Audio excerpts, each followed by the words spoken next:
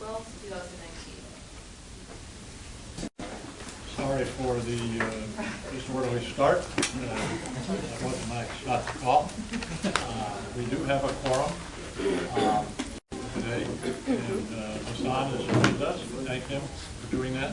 Please let me know if you can't hear me, because something's wrong with my voice. I'll use the microphone here. Dustin is not, he might be joining us later. Stuart will not be, and Brad will not. We do have a new member joining us, Michael Kenny.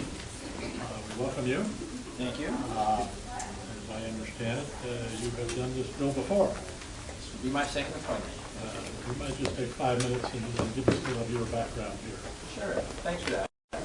Mike Kenny. I am a longtime traffic engineer in San Diego. I have been a county traffic engineer for the county of San Diego. I have been a city traffic engineer for many small cities, York County, LA, Oversight County. Equal time in the private sector as a consultant, doing traffic signal design and traffic studies. Currently I work for McCain Incorporated. They're a traffic signal manufacturer, cabinets, software, central software for traffic signals up at Fiscal. So it's exciting to be back on the committee. This is the committee that sees all of the work that will eventually get out in my industry, so it's important to me, and I'm happy to do it. So thank you for the welcome. Good. So we're working with you. Didn't know we had that kind of activity going on in this. Yes, there's a lot of field reps. Out of curiosity, how big is the firm? 500 people. Good. Maybe there'll be some business. Okay. First order of business is the approval of minutes. Do I have any issues on the minutes? I know you've all read them. You didn't catch any of the typos we put in there? If not, all in favor of the approval of the minutes, raise your hand, please. Yeah, motion first. I'll move approval. I'll second. Formality. Now we can raise our hand. We'll go quickly. All right. Has anybody created a slip for a public comment today? Not? Okay. We'll move on from public comment to the consent agenda. There's only one item on the consent agenda. It's the status report on the environmental mitigation. Does anybody have any issues with that they want to discuss, or shall we pass it for the consent? Hearing that, so approved, passed by consent. It's information, so we don't need. Sorry, it's information, so we don't need an action on it. Okay, very good. Moving then to item number 4 on the agenda, the chair's report. If we Can I thank Hassan? Second. You want to do something different? well, in the interest of time, since we do lose our quorum, if we could take the items 7 and 11 first, because those require action. Yeah, Ariana did me a big favor this morning. She turned the agenda totally upside down. I'm sorry. Yes, you did. I need to read it in the first place, so it doesn't really matter. But we are going to go from consent agenda item, which we just passed, to item number 7, which requires us as a committee to accept.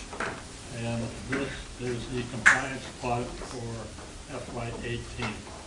And Lisa, you're going to walk us through this. Yes. So today is the final piece of the fiscal year 18 audit process. So Jennifer Farr of Davis Farr LLP will walk you through the final steps, and then when she's done, then we'll come back to me for the action item, and we'll close this up. And with that, I'll turn it over to Jennifer. Thank you. Good morning. Happy to be here today. I wanted to walk you through the Transnet timeline from where we started a year ago to where we are today, and then I'll mention the reports that you have here today in front of you. So we started in June of last year looking at the agreed upon procedures. ITOC committee was reviewing those procedures to see if there should be any changes from the prior year. And in July, ITAC approved those procedures for fiscal year 18. Davis Farr auditors performed those audits from September of 2018 through December of 2018 with a little bit of follow-up in the January timeframe, and actually until recently. And we presented draft reports to ITAC in March, along with information about jurisdictions that did not meet the requirements. So when we met in March, we discussed MTS and NCTD, the fact that for both of them, the operating cost per mile for rail services exceeded the consumer price index, and which made them not in compliance. And they requested at that meeting an exclusion for certain costs to be excluded from those operating costs, and also for the 3-year average to bring them into compliance. And so that was approved at the ITAC meeting in March. For the city of Del Mar and the city of San Marcos, at the March meeting as well, we reported to you that they did not meet the maintenance of effort requirement, and both agencies requested a 3-year extension to become in compliance with the maintenance of effort requirement. So in March, the Transportation Commission recommended approval to the board for the jurisdictions that did not meet these requirements. And the Sandag board approved the request for those jurisdictions at their March meeting that did not meet the requirements.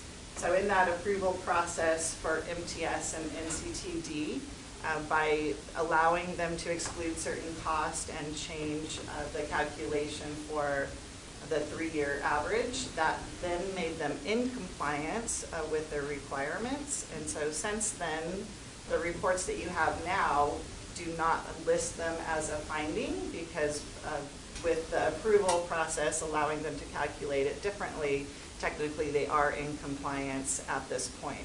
So those reports are a little different, and they're reported to you now. So previously they had the finding, now they don't have the finding. But it does explain in the procedure itself kind of how we got there, that they originally did not meet it, and that the approval process, and then now that they're in compliance. And that's different than Del Mar and San Marcos, because although there was an approval to allow them 3 more years to get into compliance, they're technically not in compliance as of today. So those findings are still in the report. And next year, when we look at those, we will see if they are now in compliance with those requirements. And then the only additional report that's included, because there is a significant revision from the March meeting, is the Imperial Beach report. That, if you recall, that agency had not completed their comprehensive annual financial report, so we were unable to calculate the MOE re-indexing in that report. So now that that information is available, that report has been updated, and also the summary report has been updated to now reflect all of the agency's maintenance of effort requirements for the next 3-year period. So the ordinance states that there must be 60 days from the March meeting to this meeting before ITAC can officially approve and accept these reports, at which point they will be released to the agencies. So that's kind of where we are from a timeline and the reports that you see here and what has changed since the last time that we met. So with that, I'll turn it over to Lisa, but happy to answer any questions that you have. Okay, so we do have an action item today. The ITAC is asked to accept the final fiscal year 2018 Transnet Fiscal and Compliance Audit Reports as prepared by the independent audit firm, Davis Farr, LLP, in accordance with the agreed upon procedures, so the final audit reports may be issued. And that concludes our report. Do you have any questions? Are there any questions? We've been through this before. You pointed out how you've changed, finessed the issues for the next 3 years. Does anybody have further questions? If not, can I have a motion to accept it? We don't approve it, we accept it. Accepted. Is there a second? Second. Any further discussions? All those in favor of acceptance? Well done. Thank you. Thank you, Jennifer. from number 7, we were going to jump to number 11, Yes, thank you. or is the our FY19 annual report. That's right. So you've been working on this annual report as a group and also through your subcommittee since February.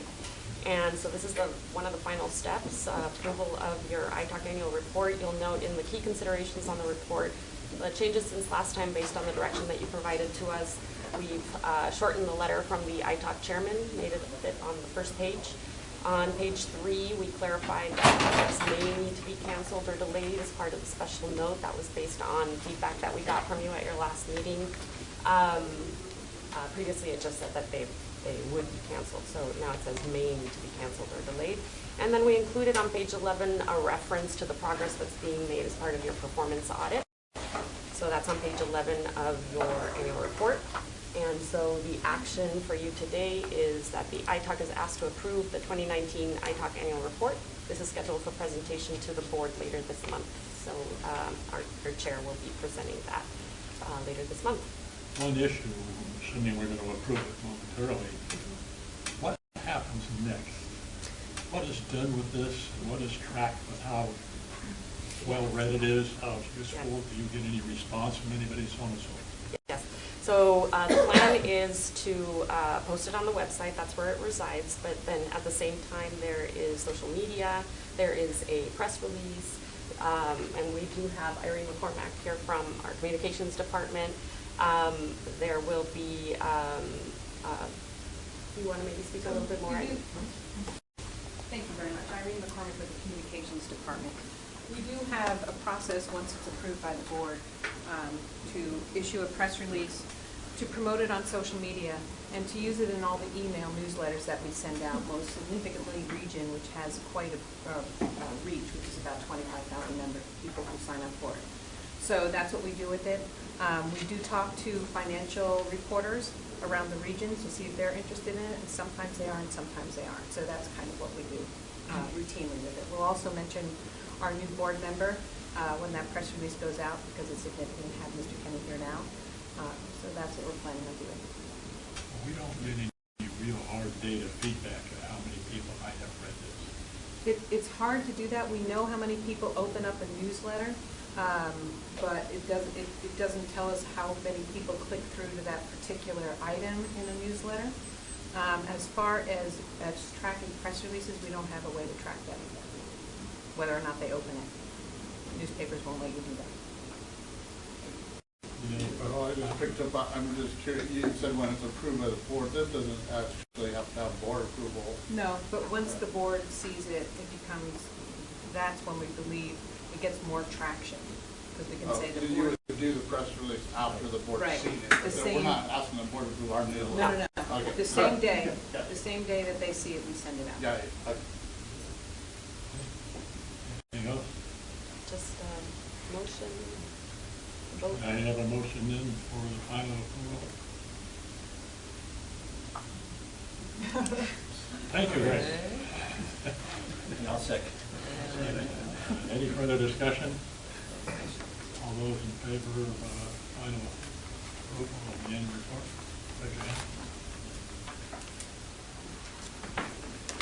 Any against? Any further discussion? I assume Dustin, since he signed the letter, okay with Yes. Yeah, so there's a subcommittee. it. Yeah. And so he's well aware. Okay. He and Brad and myself.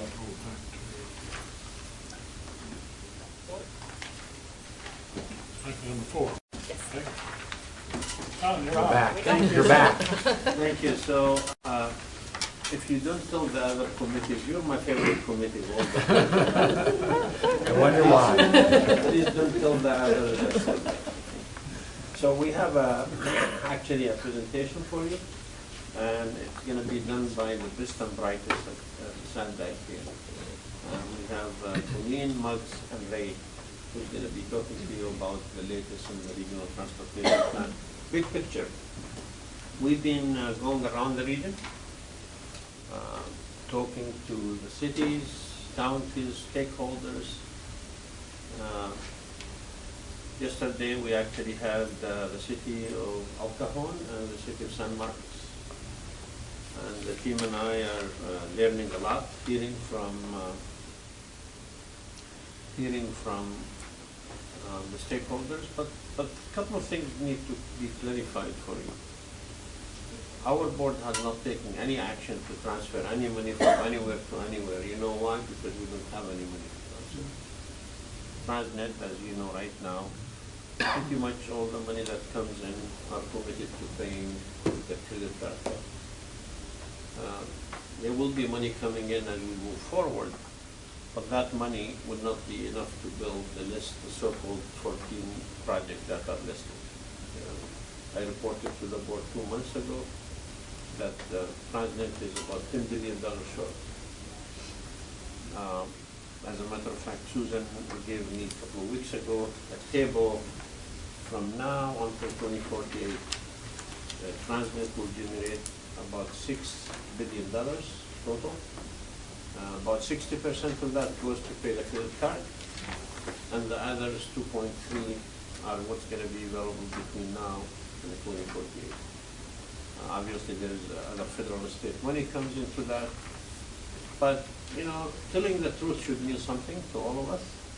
The truth is, we don't have money right now to do anything, regardless. So what you hear in the media that Sandbag is stealing highway money and giving it to transit, that's not so. I believe the plan we're putting forward is a balanced plan. I believe it is not about transit, it's not about highways, it's a balanced transportation plan. I believe the debate that's happening right now is very healthy. This region deserves to have a public policy debate about their future. I wish it's not transit versus highways. I wish it is about the best transportation system for San Diego County. My team and I are determined to put in front of the board a plan that meets the requirement, that put a bright transportation system for the future generations of San Diego. We're getting a lot of good feedback from the community, ordinary people who are saying, you know, we need to do something different. And so today we're gonna go over, and by the way, a lot of questions came, says, why did you put the lines of the tab where you put them? Why choose this place for that line? And so Ray, his assignment was to answer this question. So he's gonna answer it to you today. Why the line went where they went? So who's gonna start? So Mug's gonna take it, and we'll go from there. So this would be now number 11. Sorry, number 10. Number 10. Can I ask one question, just for Yes, sir, please. clarification? When you talk about budgets and projects, and everything, my mind wants to simplify. There is the previously identified and simplified committed to projects. Right. And there's what's next for the world. Right. You say we're short X dollars. Yeah. That's just for this first big package. It doesn't begin to address what the future of the world might be. Well, that's actually addressed both. Right now, we are completing, say, the mid-coast, one of the biggest projects. We're completing, we're fully funding that. All the projects that started, we're kind of, whether it's engineering, planning, we're completing that. But for us to start any new project, we don't have money right now. We're gonna have some resources coming in, and the board have to decide which project they choose out of these 14, because we can't fund all 14. So I think everything we started, we're probably gonna finish. Everything that yet to be done cannot be all done. We have to figure out which ones can we do and which one cannot. There's a good chance you can finish what's started, what's underway. Yes. But there was other things in the original package that haven't been started Yes. yet. And you're saying those are questionable. Those, they cannot be done all. Some of them probably will be done, but all of them will not be done because there's not enough money. That 14 is what you're referencing. Yes. Is it in the original? Correct. 14 is the original list that haven't started. These are the ones that all of them will not be done for sure because we're short in money. Some of them will be done, and the board will make a decision which ones go forward. A big unknown, at least to me, in that equation is you have your forecast of transnet money. Right. And there's forecast for forecast, there's not going to be variation in it. Right. But you've got this other thing that hopefully is 3 times this. Yes. That's coming from somewhere else. Federal and state. We have something more certain in the federal state. This is the formula. We as a county get a formula money, and we have grants. We believe historically we got $3 for every transnet dollar. It's safe to assume that moving forward. But even that right now is questionable depending on how our federal national government will go. Our state government obviously is moving really fast on this meeting greenhouse gas emission reduction. As a region, we can compete well if we show we can meet that. So we'll see. But historically, it's $3 for every dollar of transnet. We got that, and we're going to assume that moving forward. That's on the original package. Yes, correct. Even with that assumption.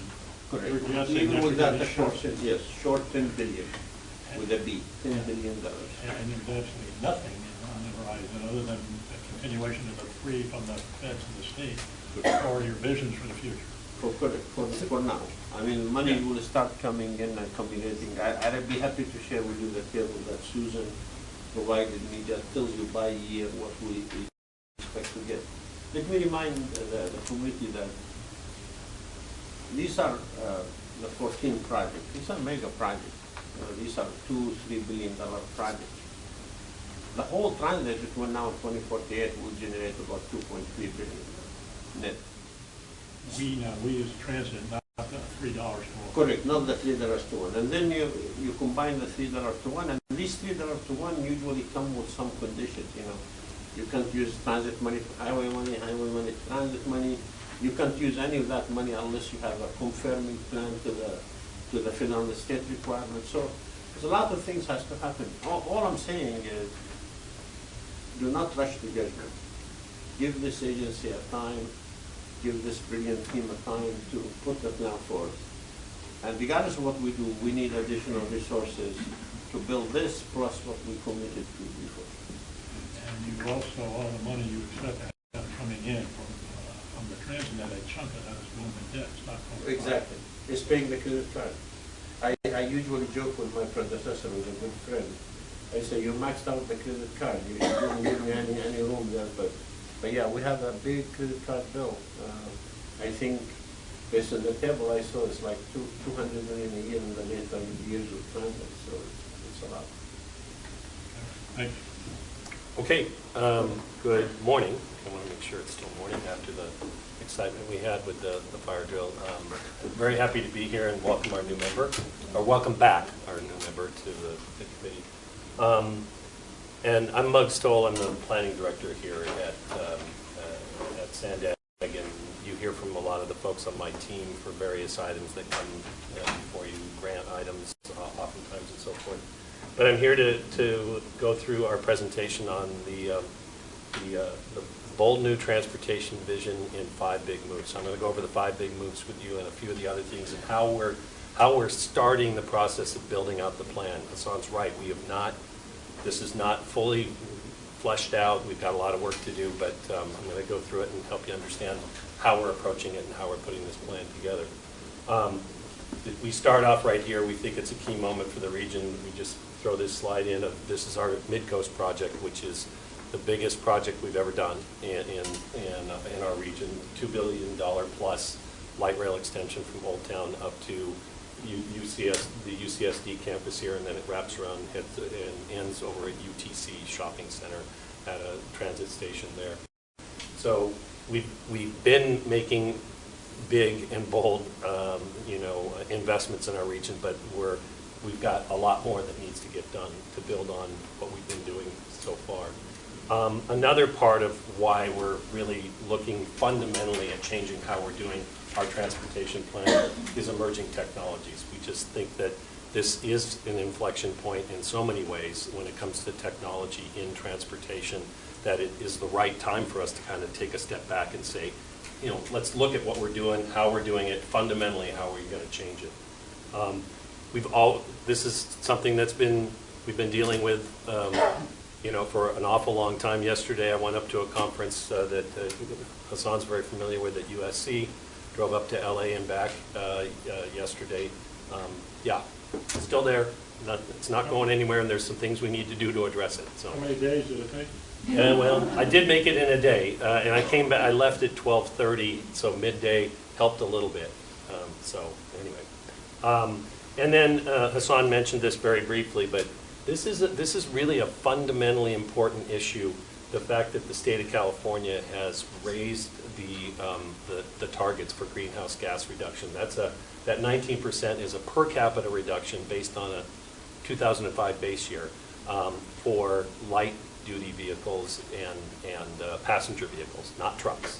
But the point is, that's a very, very daunting reduction by the year 2035. It's just a number, 19%, but we know through the work that we've done, it's a very, very challenging number, not just for us, but for the other regions throughout the state. So before you leave that, so you probably heard in the news people say, well, you know, let's just all drive hybrids and electric cars, and we'll take care of that.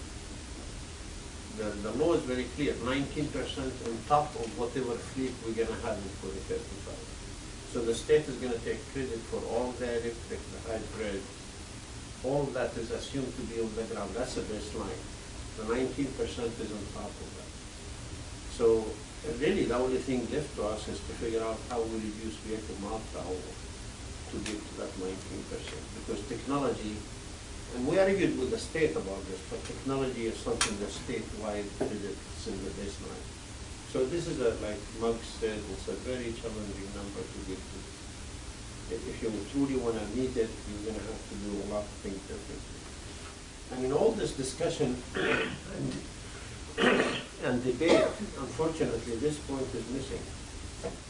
Now, my first priority is to put a plan that meets this requirement. Let us assume we don't meet this requirement. What's going to happen? None of the project can be built even with our own money. And we tend to lose that $3 for every dollar we transfer. So we must meet this. We have no choice. And I would not, under any circumstances, recommend to the board they pass a plan without meeting this. So when somebody said, that's all fine, just build me my lane on this freeway. Building a lane on a freeway increases vehicle mile per hour. And goes the other way, doesn't reduce but increase.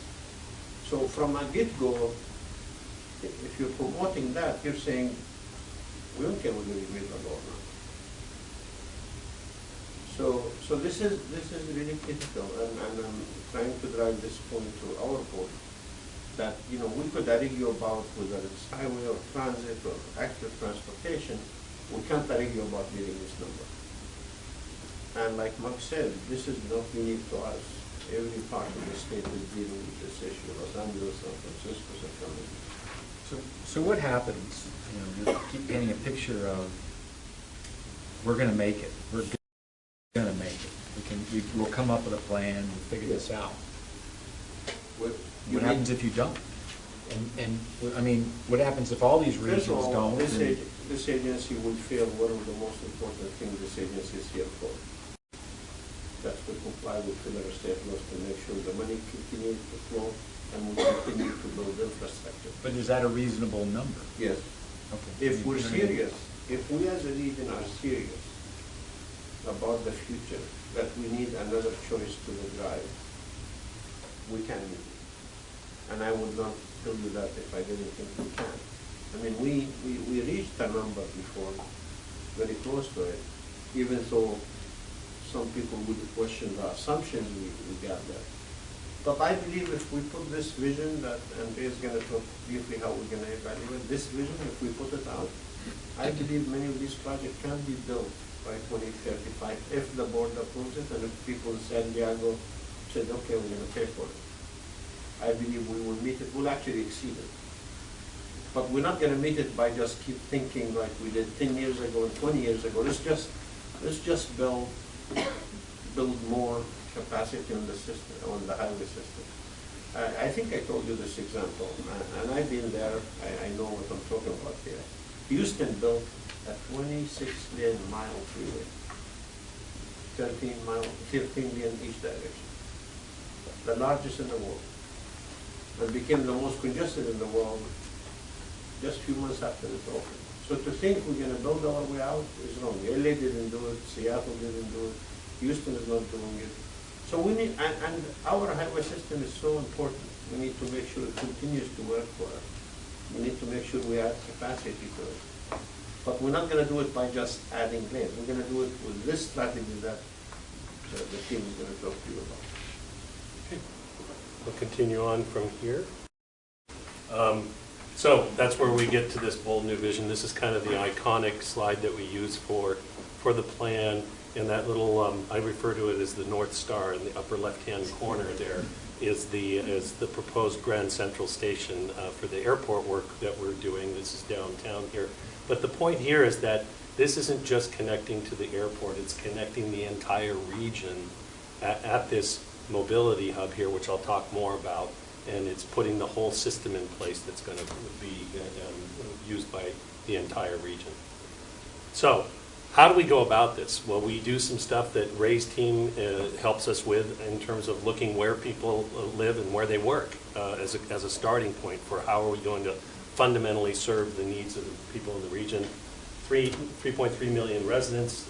We're the fifth most populous county in the United States, the busiest land port in the Western Hemisphere, and 84 million vehicle miles traveled daily. That's just to let you know that San Diego is not some backwater town, or some people refer to us as a cul-de-sac because we're down in the corner of the U.S. It's a pretty big area. And then where people work, if you match that up, and we'll do some more work with these maps, and at the end, Ray's going to give you an example in the North County of how all this fits together. But where people work, $232 billion economy we have here. If we were a state, we'd rank 26th. That would make us Oregon. Just San Diego County, it's got the economy of Oregon, of the state of Oregon. And we're positioned for biotech and innovation here, and we have 1.5 million jobs in the region. So we're big time here. So we look at those things, and we say to ourselves, on the left-hand side, we're looking, this is an example of downtown. We're looking at downtown. On the left-hand side, those blue dots show the people who work downtown, where do they live? The employees of downtown, where do they live? And what you'll see is, yeah, it's darker right around downtown. The closer in, the more employees you find. But we got employees all over the place. And we've got to find a way, just for downtown, it's just one employment area, and it's not the biggest employment area, Sorrento Valley is. We've got to find a transportation system that's going to service that. And,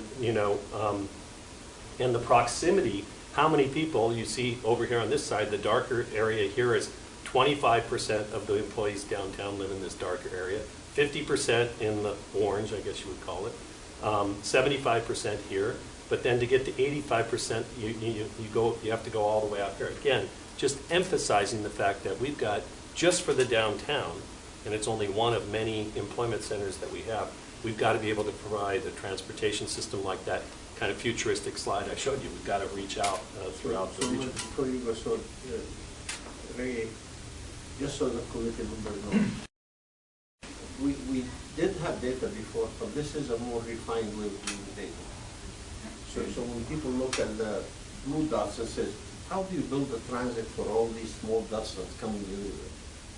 And we never are trying to do that. You shouldn't do that. But you want to build a transit for the darker area, the more concentrated area. And if you're successful in taking 10% of that area, you created a huge capacity in the highway system. So, the excuse of people say, well, we're spread out. Look at these blue dots. You can't address that every single person living anywhere and working anywhere.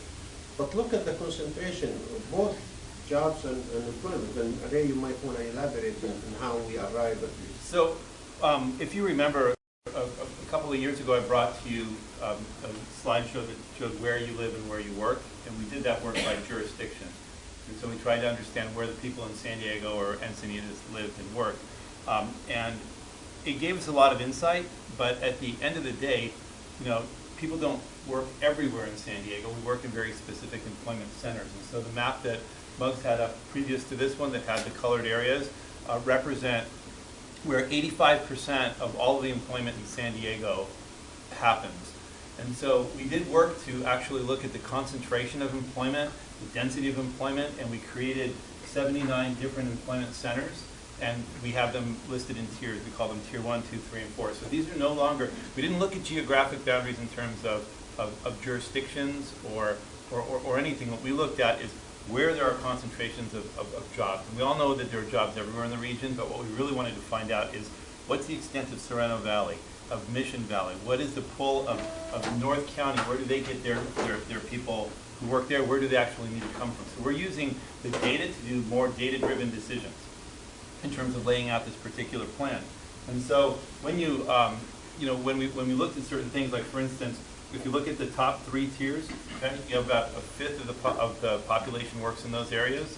1 out of 5 workers work in either downtown San Diego, Kearny Mesa, or Sereno Valley. It represents less than 0.5% of the total land mass of San Diego, so county. So there is this destination that people go to each morning. So that's what we're trying to solve. And a lot of what we're trying to do is, again, to do more data-driven decisions versus just taking the last year's plan, the one that we had approved in 2015, and then moving the projects around based upon the revenue constraints that we might have, if that makes sense. We're really looking for a solution to overlay on what the problem is here in the region.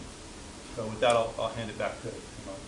Yeah, and so the point being on this slide, in terms of 25% of the people who work downtown live fairly close. 50% are still on the inner part of the county. You get out, to get to 75%, you have to go out a little bit further, and to get to 8, to get just 10% more, you go to these other areas. So in terms of prioritizing and phasing the plan and the investments we're going to make, this is the kind of data we're going to use to be able to help us make those decisions. And I think the important thing when you look at that map, sorry for interrupting, but we don't need to create a solution for every single person because the existing freeway system is still going to be there. So those people who are coming from the outer reaches of the region who need to go downtown will still be able to use the system. But how do we create a system where we can take off the bulk of the transportation or give people an option who are in those dense areas? Because then what you do is you free up the capacity for the other people to use it also. So the system has to work together. And so that's kind of what we're looking at. So we're not talking about necessarily bringing in the 85%, but giving them more capacity on the existing networks. All right, Ray, with the new data approach you're coming up with, the very significant growth in residential in downtown, has that increased the percentage of downtown residents who work downtown, or do they just have backward commutes or spread out? What the data shows is that there's actually a reverse commute going to Sereno Valley from downtown. So again, having downtown tied to Sereno Valley through something like a Grand Central would allow people to not necessarily get in their car and go up to 5, but to just jump on public transportation and get there very easily within a few minutes. In late 2021, they will jump into the mid-coast, and they'll actually get to the UTC in shorter time than driving at any time of the day. I think your question too is important, Richard. So would this plan influence the land uses?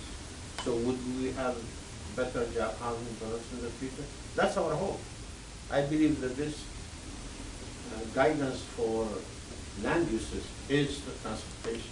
And if we build this, and Muggs is going to talk briefly about the mobility hubs, that's what we think this will impact the land use, and maybe in the future people who live in downtown will mostly work in downtown.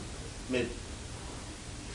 I think these next two maps, side-by-side maps, are very instructive as well. And what these say here is that, again, using downtown, the green area shows how far you can get from downtown in 15 minutes during the PM peak by car.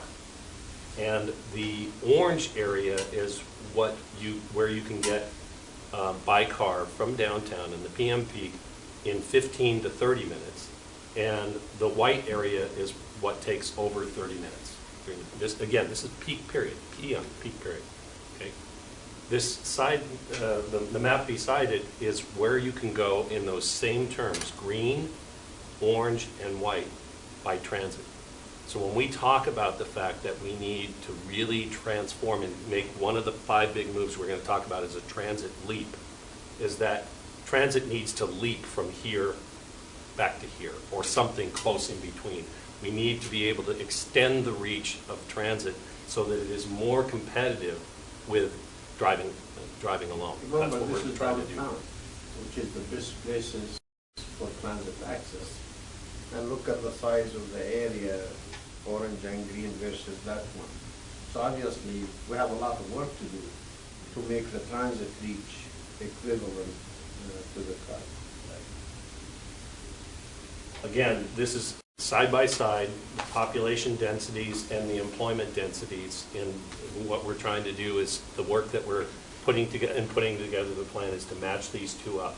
And when we start doing that, we found that in terms of big picture, how are we going to provide transportation, not just highways or transit, but transportation to the region? We kind of looked at when we matched those two areas up that we need to provide almost this figure 8, and you follow the existing corridors like the I-15 corridor up here, the Palomar Airport 78 corridor, the back over capturing East County and South County. And as we were in our vision lab working on this, we kind of said, hey, that looks like a figure 8. And so it's at the highest level, that's what we're trying to do, is put together a plan that provides this kind of a transportation system for our region. Now, the 5 big moves. I'm going to go through each one very briefly just so you have an understanding of what we're trying to get done. But complete corridors, transit leap, mobility hubs, flexible fleets, and our next operating system. I'm going to start with complete corridors because that's really, really important, because this is about taking the existing corridors we have in our region and providing for all uses within those corridors. And you can see we have an illustration here that shows the highway corridor with priority for transit within it, priority for walking and biking within it, all different aspects. Other things that we're looking for in these corridor areas is to be able to provide for all transportation modes. Things like putting induction into the highway lanes so that the electric vehicles are charged as they're driving along. Those kinds of technology innovations, we're looking for those so that we can build out the corridors and provide all transportation choices. It's not about taking the highways and replacing them with transit. It's about taking the highway corridors and complementing them with competitive transit options. Is that any indication, or is it just a schematic of how is that one would envision the land that's currently there for transportation, just using it proportion? My eye said there was 2 car lanes, there was it was bus lane, and there was something that was like one. What you have there are two vehicle lanes, a lane exclusively for transit, and a lane exclusively for active transportation or pedestrians. All of it, we're just trying to show that all of it has to be addressed in these corridors. It's not definitive. I mean that. Right. This is a Singapore example. So we have an example actually here in San Diego. We take the 5 period. So as we speak, we're building a managed lane on the highway. We're double tracking the rail line, the Los Angeles and the coastal, and we're doing active transportation, restoring environmental lagoons, etc. So that's close to a complete corridor. And what Max talked about is, in the future, we probably, in addition to having the managed lane being there, we will have some charging in the pavement. So the technology exists today. It's not in practice yet. There is some demonstration. We hope San Diego will be the first as a country to try that. And we also think that some lanes at one point will be reserved for connected vehicle technology and autonomous vehicles that have the technology, because if you're able to do that, you'll control the spacing between cars, then you already have 30% more capacity without pouring any concrete. So that's a complete corridor concept. I think San Diego is ahead of everybody when it comes to that. And our hope is to deploy that concept for every corridor in San Diego. I mean, every corridor will be different. Now, the question is, do you have the transit on the freeway, or do you have it next to the freeway? That's something we're looking at right now. Every corridor might be different in that case. And at the end, as I said, Ray's going to provide an example in the North County that talks about how all of this comes together. So in terms of Transit Leap, we're looking at providing new transit options. Some of them may be underground, like this example here in Seattle. There may be other opportunities to put transit to separate it from the street system, like we're doing with the Mid-Coast. Up you saw those bridges that are being built in the UTC area. There may be a couple of different options. And supporting the existing system we have and finding ways to increase frequency. This is our rapid service. It's a different kind of service, and it provides more frequency for those folks that can use it and on those particular routes. Then we have the concept of mobility hubs, and this is really about if you're going to put in a new transit system, high-speed system, the key is you're going to have to get people to it. We have two big moves that are going to get people to the transit system. One is mobility hubs, where you really put in all of the amenities, the services, and options all in key locations that will draw people into the system and make it easy to be able to use. You can see this is another rendering that just shows that a transit station with everything around it, shopping and places to pick up packages and specialized vehicles and that sort of thing. But the vision that we just showed you there was a very grandiose, big time, kind of urban style. But mobility hubs can be on this kind of a scale, a more suburban scale, where you have a few car shares, bike shares, you're next to a transit station. So things that encourage people and make it easier to be able to use and be drawn to the system. And then those mobility hubs really have to be combined with this other big move we're calling flexible fleets. This is really going to draw on the transformational technology that's coming into transportation now. Things like, Uber and Lyft weren't available even 5 years ago. Well, the way that these kinds of services here through your smartphone to be able to access, automated vehicles that can get you to your destination, or maybe using a bike or scooters, whatever. The idea is to provide many flexible options to get people to the hubs, into the system, to be able to use it competitively, so that the time it takes from your doorstep to wherever you're going is competitive, whether you drive alone or you take the transportation system. This is probably one of the most critical, one of the 5 big moves, because we are spread out, we're not all living in the center. These serve not only to feed the transit, but also within a neighborhood. I think yesterday in San Marcos, a nice gentleman, a senior citizen, said, I like this because I can drive and I need something to take me, and I don't want to spend too much time waiting for the bus or being on the bus. So this flexible fleet could be in the form of driverless shuttles, or shuttles with driver within a neighborhood, and it's on demand. If you need it, it will be there. And the cost of it will be internalized to the cost of the whole trip. That the last step is the operating system. So if you're leaving your house to go to a game, and you live in North County, Coastal, so you push a button on your phone and you say, okay, here's your options. And your option is for being picked up from your house with a flexible fleet, dropped to the coaster, dropped into Santa Fe, and taken from Santa Fe to the game. And all of that cost will be a one push of a button. You don't have to pay for it. Or you could drive, and the cost will be also a push of a button. And most likely by that time that your cost of driving will be much higher than if you take this. And the time should be comparable. Whether you take the option of flexible fleet and transit or driving should be the same. So I think the hope is the flexible fleet anticipate future technologies. We cannot have a bus for every 5 people living 3 miles away, but we can have a driverless electric car, a neighborhood car that would be asked for.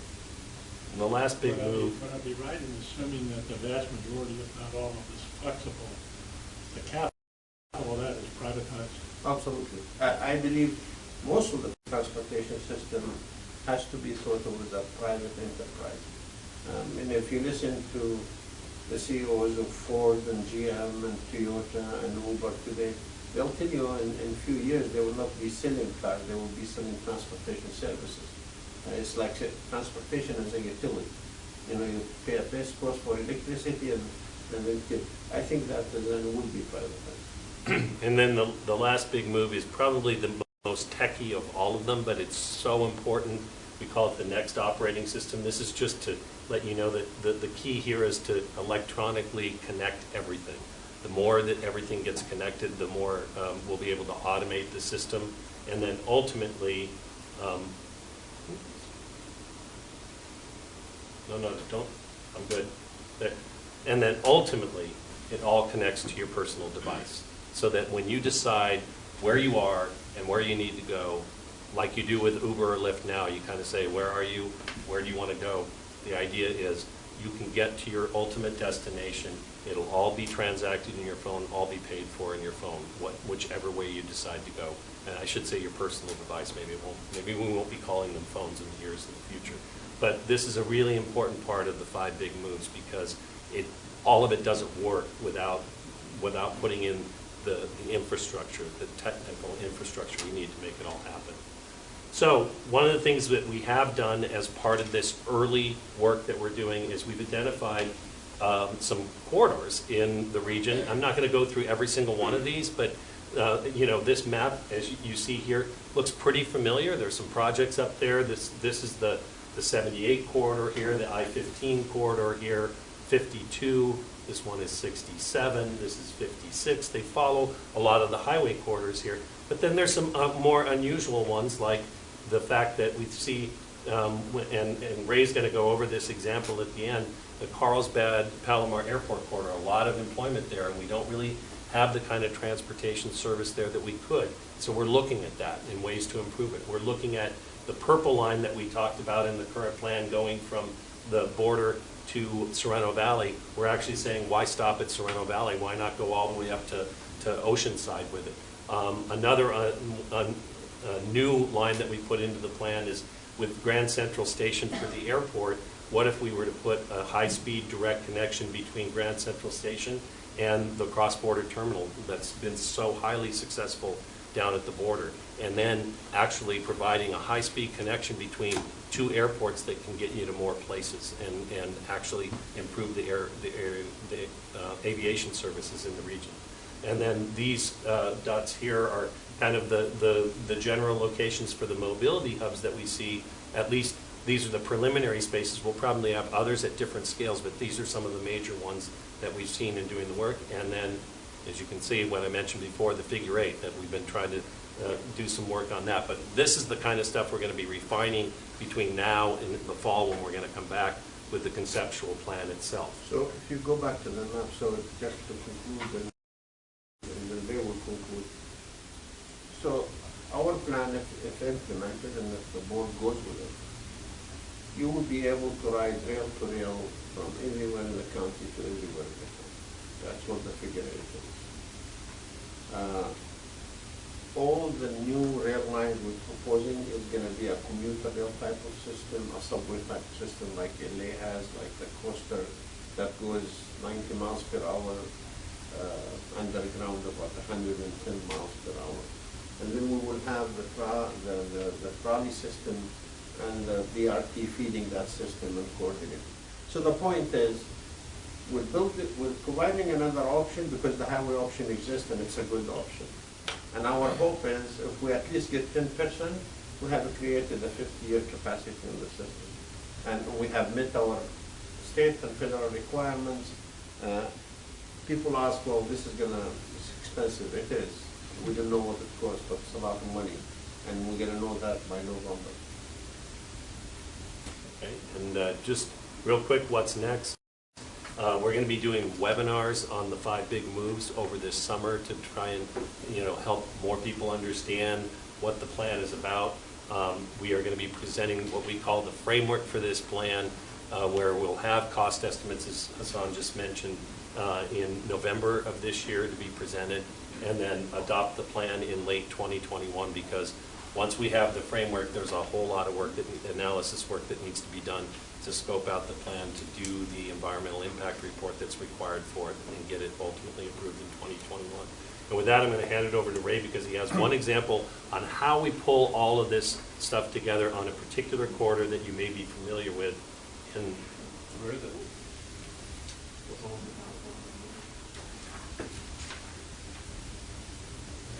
Earlier today. Not this one. You have another, So while he's doing that, just so you update you, a couple of fronts.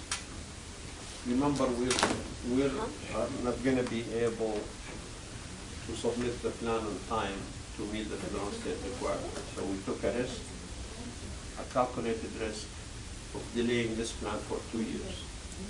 To minimize that risk, we did two things. One is we asked the federal government to act on our, we'll call it an updated federal version of the plan. And we are in the process of doing that, and we have been meeting with the federal government, and we hope to get that done this summer. And two, we ran a bill in Sacramento authored by Assemblywoman Rowena Gonzalez. That bill passed through the two committees in the Assembly unanimously, the Assembly unanimous, and it's going to went to the Housing Senate Committee, passed unanimous, going to the Environment Committee next week, and then going to the Senate floor and to the governor's desk.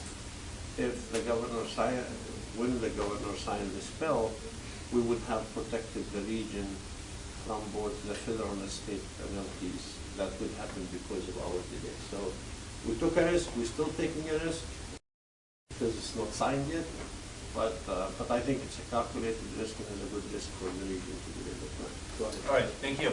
So this is just an example of how we're using the data to kind of look at the problem and then trying to show how the 5 big moves overlay on top of that. This is the 78 corridor employment centers. There are 18 different employment centers that are in the corridor over here. There are over 220,000 people who work in this North County area, in these green employment centers, okay? So what you can see is that there really is a high concentration of people in this area over here. About half of them are there. So you have about 100,000 people in that area. When you look at this 100,000 people, there's about 100,000 dots here. Imagine the growth in the future. I talked about the fact that there's going to be 700,000 more people coming to the region. There's about 360,000 more jobs that are going to come to the region. And if you just look at this proportionally, it's going to be nearly another 30,000 dots that need to be put into this area, all trying to get to these green places, okay? So very dense number of people. So how do we solve this problem? Well, if you take a look at what we have in our existing plan, we have the transit, the HOV lane in transit. This is what the current plan calls for, is to add one HOV lane in each direction. We know that one lane in each direction really doesn't work, has a lot to do with the fact that people will slow down in that lane and then the people behind them will cut back into, and so you really don't add that much capacity. It may make you feel good that you have the other lane, but it's really not going to add a tremendous amount of capacity. However, you know, we could say that there would be some local relief right on the edges for a little while until we go back up to capacity. There's also a concept of latent demand. So there are a lot of people who would be willing to travel if 78 wasn't as crowded. And so as soon as you build a lane, what will end up happening, it's going to fill up with those people. So this solution for North County, even though this is what we have in the plan, doesn't really work for all the residents. One of our marching orders, the charter, is that we find an alternative for people that is as good and as convenient as the automobile, and at the same cost. So how do we do that? And that's where the 5 big moves come in. So when you take a look at it, same employment centers, instead of just putting in this HOV lane, we talk about putting in a complete corridor. So now we have these hooked up so that people can actually move around to where the jobs are. The jobs are here, but that's not where the freeway is, and the Sprinter, it comes up here. Okay, so the Sprinter doesn't go through with the employment centers either. So the second thing is this transit lead. And what you see here is an alternate form of transportation, which is here aligned with the 5, and then across here, Palomar Airport Road, they'll be linking the Escondido, all of these employment centers. And so what you end up with now is an alternate form for these people. And then we talked about the mobility hubs. And so you have mobility hubs in different areas where people could get off and then get a flexible fleet, some type of shared vehicle to get back home. And then you take a look at the flexible fleets and how they would be able to cover a geography. And this radius shows just conceptually that by having a system like this, most of the people up there in North County would now have an alternative to actually driving and trying to navigate this corridor over here. So all these blue dots trying to get over here, you'd have another option. So when we talk about taking 10% of the traffic off and creating additional capacity on the roadways, the way that we do that is by offering this many people an alternate way to get to their destinations, which are in these green areas. And then the fifth big move, which is the technology, talks about synchronizing the signals. It talks about all of the overlays that would be required to coordinate all of this. So that graphically wasn't something that I really wanted to show. But I wanted to show you how the new plan we're looking to actually, it's much bigger than the old plan in terms of what would be offered for people to use as alternatives. So, if you go back, one of the 14 projects listed that are not funded in the plan is that HOV lane on the 78. And if you look at the existing Sprinter, if you could point out, okay, the existing Sprinter misses all those clean employments in there. So we're fixing that, and we're doing the 5 big moves. Now, even if we had the money, would I recommend the one on the left or the one on the right? Obviously, I would recommend the one on the right. Is it going to cost more? Yes. But do we do it once, right? Yes. And let people choose. It is not about forcing people. It's about offering choices to people for them to choose.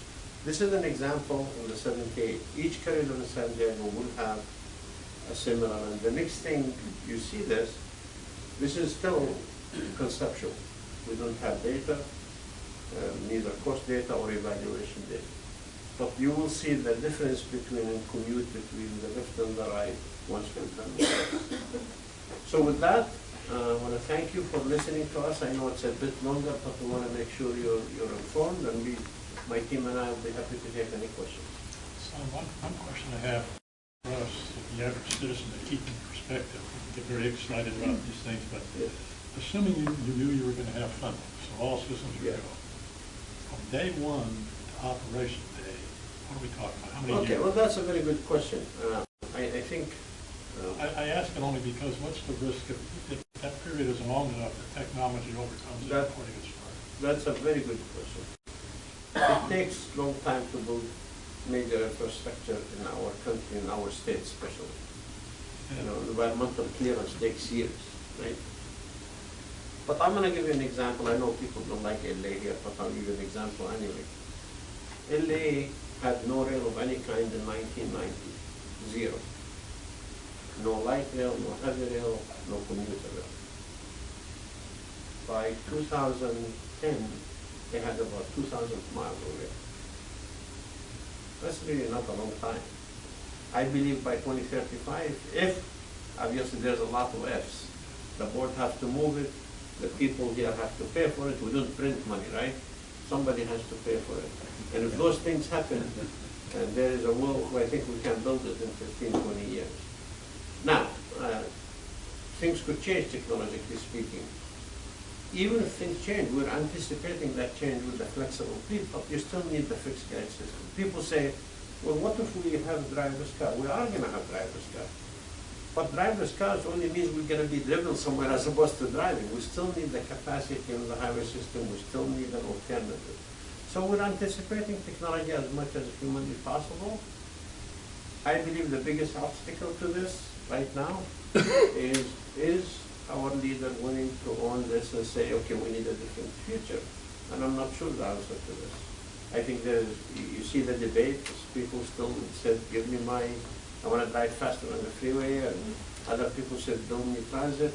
And that debate has to meet somewhere and say, okay, here how we sell it to the people. I'm not worried about the time it takes. I'm not worried about any engineering aspect. I have Jim here who can build anything you want, aerial, above building, below building, whatever. So it is really about leadership now. And I have faith in the region's leadership that they're going to rise up and say, We're not gonna wait until what happened in LA happened to us, until congestion gets so bad, or Seattle. We're gonna do it now. And we still have a few years. I mean, let's face it, congestion is not as bad to make people jump for this. But once congestion gets as bad as LA, trust me, they're gonna be looking very hard at these kind of things. We're hoping to have a head start. Takes a long time, but we could do it. We could do this. Any other questions? Good luck. Thank you. Thank you very much. Thank you. Thank you very much. It was an excellent presentation. You know, this might get, the more you can get that kind of presentation out in front of the average We are. citizen, you're gonna do yourself a lot of good. We are actually, we're on the road all the time. The team and I are everywhere, so. All right. Well, thank you again. Very good. Calm the board down. Okay, Ariana, that was, We can go back to number 6 and then just take everything in order. How we doing? Oh, we actually didn't hear from Hassan on the airport subcommittee. The airport, very quickly, it's very exciting. We're getting, you're gonna hear in the news very shortly, in a few days, some kind of agreement with the Navy. The formerly known as Taxpayer is now called the NAVWAR site. We are about to conclude the planning and engineering work on our alternative. So next month we will be presenting to the board a locally prepared alternative, how to get from either the Taxpayer or the IPC to the airport, either through a tunnel or elevated structure. And so in July, the subcommittee will make a recommendation to the board. So sometimes in August, September, we'll go to the board, moving with the Navy to work out the detail. But it's exciting. I think there is still, as now, 4 alternatives on the table. The 2 is from Taxpayer, either a tunnel to the airport or an elevated structure to the airport. The 3rd one is from the Intermodal Transportation Center, which is a little bit further, and then the Old Town, and an elevated structure to the airport. And the 4th is just connecting the trolley directly to the airport. Those alternatives being evaluated as we speak, and the local alternative will be presented to the board. they were wind up in any of those 4 giving up a percentage of their existing footprint that they use now. Yes. The NAVWAR or SPAWAR, formerly SPAWAR, I don't know if that's NAV or NAV or whatever, 72 acres of Navy-owned land, and there's a land around it that could be combined. Well, the ITC is a bit smaller. And in terms of the connection trolley to the airport, there are some right-of-way issues that have to be worked out on the local street. So there are some issues need to be worked out. And I think that the easiest right-of-way issue is if you do it underground. And I'm sure there are some people who would say when you have an airport with one runway, building any tunnel under the runway is, you have to make sure it's strong. So we'll see. We'll see. But yes, there is right-of-way issues. Yeah, exactly. I mean, from an engineering standpoint, you see the question is how much it's going to be. All right. Do you have any questions for Hassan while he's there? Boy, we don't have enough time. Again, appreciate So you much. joining us today. I have Thank one you. more item actually. It's coming up 8 now. Are we at number 8? The strategic plan? We can take number 8 next, yes. Can we do a strategic plan? So my job is easy here. We have an excellent team. What is the team here? Let's do it. I think I just want you to know, and Laura, come on, please. We wanted to, have an exercise where we talk to our team here, our staff, our board members, and talk about what's this agency's vision and mission, and what's their, values is going to be moving forward. And I'm happy to report that we have the best team in the business. Lori and Riza, and they're going to introduce themselves. So I'm happy to report to you that also they have spoken to about 150 employees, which is good. The participation is amazing. And I believe to all but 2 of the board members. And these are unanimous talks. They take it, they record it, they summarize it. The idea is to make sure that the agency moving forward in a much more stream fashion, that we know what we do, how we do it, etc. And so today they are here to inform you of the process, to garner some input from you, and if you have any. But I am really pleased with this exercise, because I believe for employees and the morale of employees, and for all of us, we need to know where we go and how we're doing. So with that, I'll turn it to the excellent team.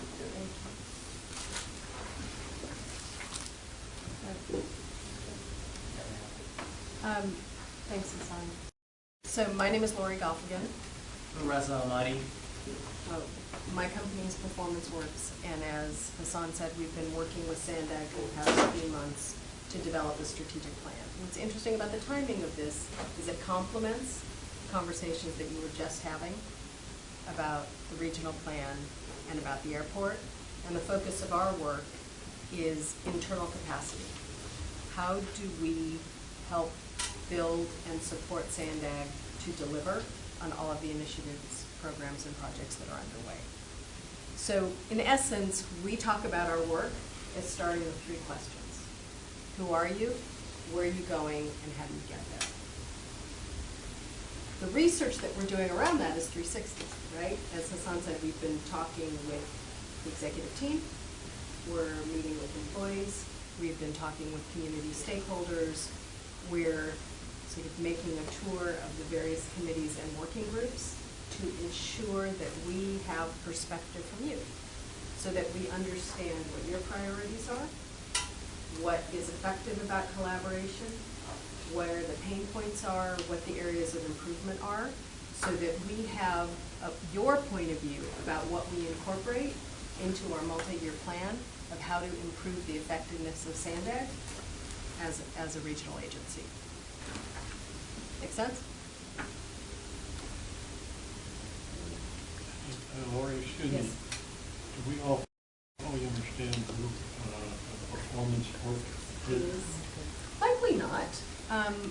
My company is a strategy consulting practice. We're based primarily in Southern California. We have offices in Northern California, Southern California. We work with private companies, public agencies, government municipalities, and nonprofits on this issue of strategy. So working with a range of organizations to help them understand what's working and what's not working on their path to whatever their goals are. So it's looking at, we talk about solving the problems that matter. Solving the problems that matter to organizational leadership to ensure success. How large headcount-wise approximately is the total firm? We're 6 folks. So it's a small boutique practice. We've been around for about 10 years and have been developing actually quite an expertise in working with public agencies, health and social services, as well as different municipalities, and to help them look at community development, economic development, engaging delivery of service to support community engagement.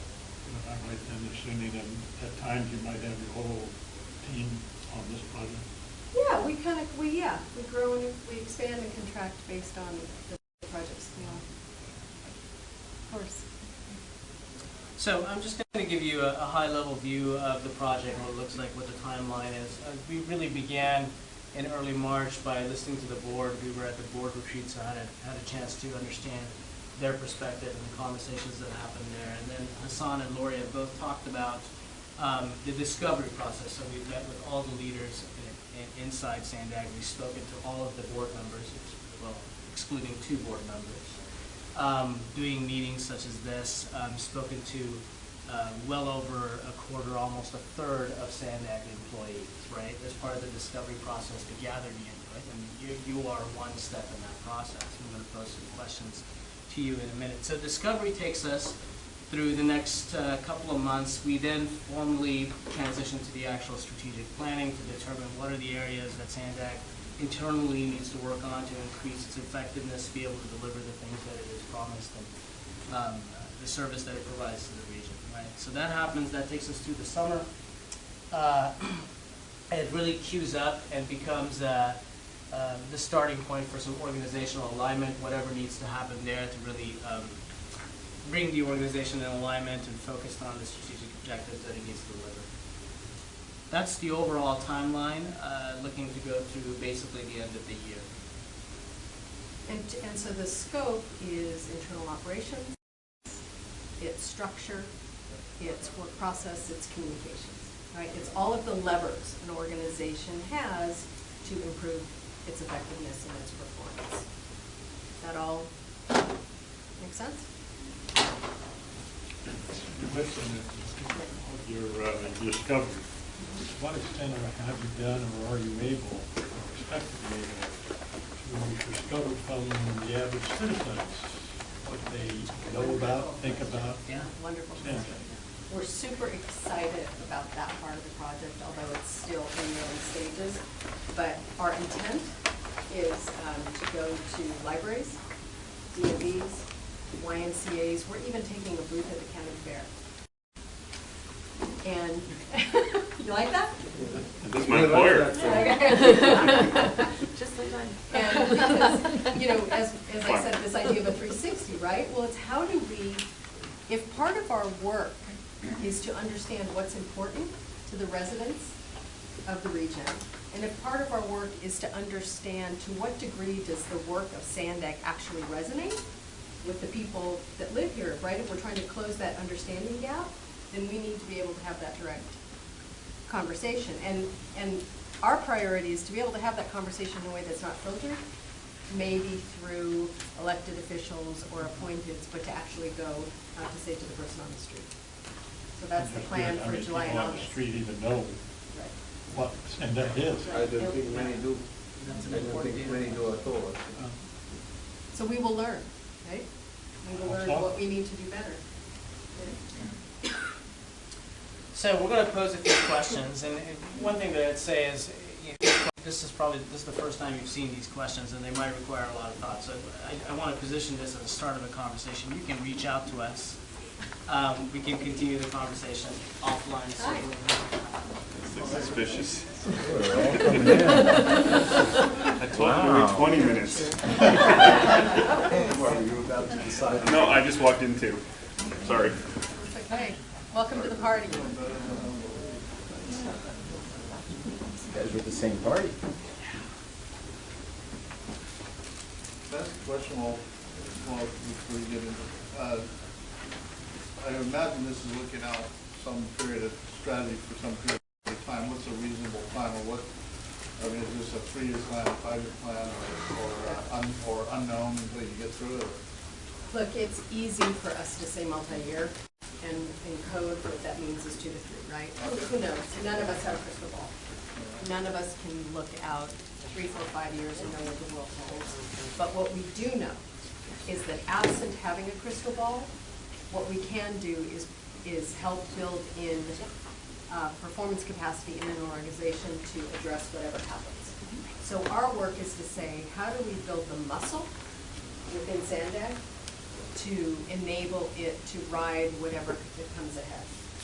And so it's about preparing for the unknown as much as anything. Make sense? Yeah. When I saw multi-year, I heard something. What you envision? Yeah, That's a good question, because if I were to ask you, some of you served in the committee for a while, and I'll tell you who we are at SANDAG. I probably get different answers. Most people say you're a transportation agency. Others might say, well, you do housing too. And others might say, oh, you do the census data, right? You do energy, and you work with the energy company to install charging stations. So are we all think for all people, or we really have a theme that we as an agency need to do? And that depends, is it the next 5 years we're going to change our business model?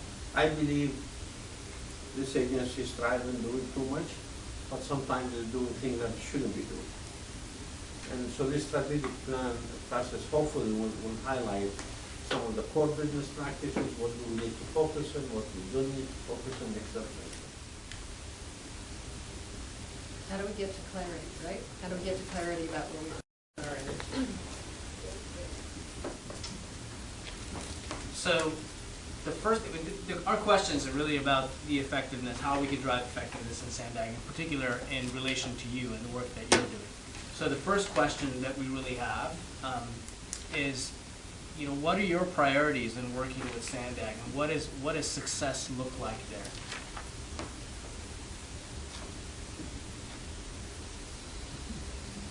He's asking you. I'm So the question for you all, and Especially the two members who came late.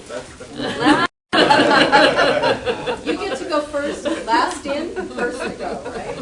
So this is a conversation, and we realize you have a long agenda, and as Reza said, this is the first time you're hearing from us, you're seeing from us.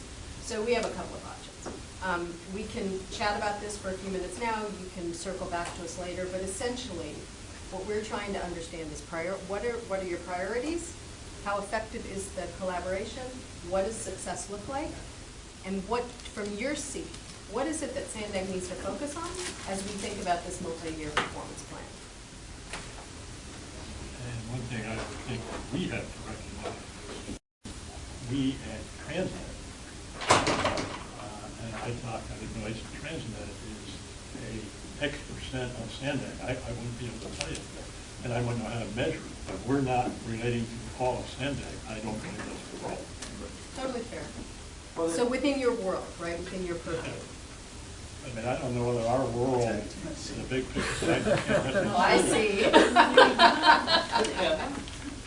don't know if it's subsidies. Sorry, I have to.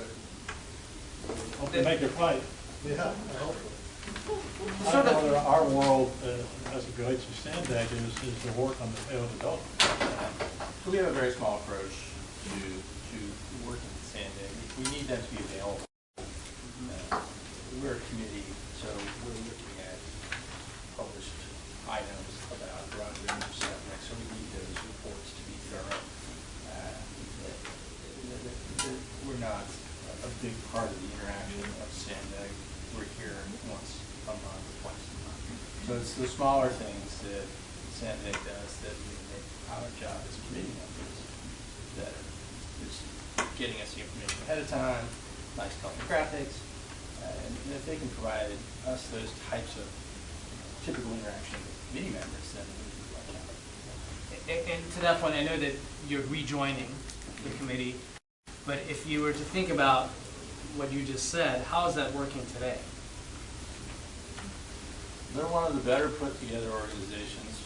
They're larger, they're well funded.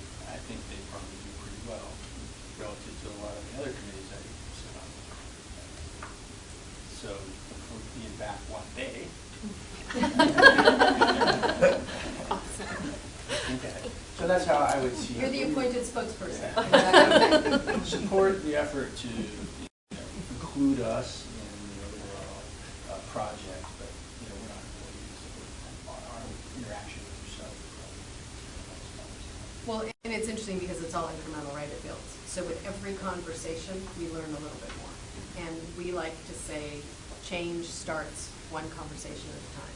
So we are taking the time to engage with you all, even if, to your point, the interaction may be minimal, because we may learn something that is additive as part of the other conversations. I'm interested in the finished product. I'd be interested to know what the Sandag employee survey provided you. I assume a large part of your budget or your process is going to be public outreach? It's a fair bit, yep. Yeah, that'll be interesting. Yeah, we think so too.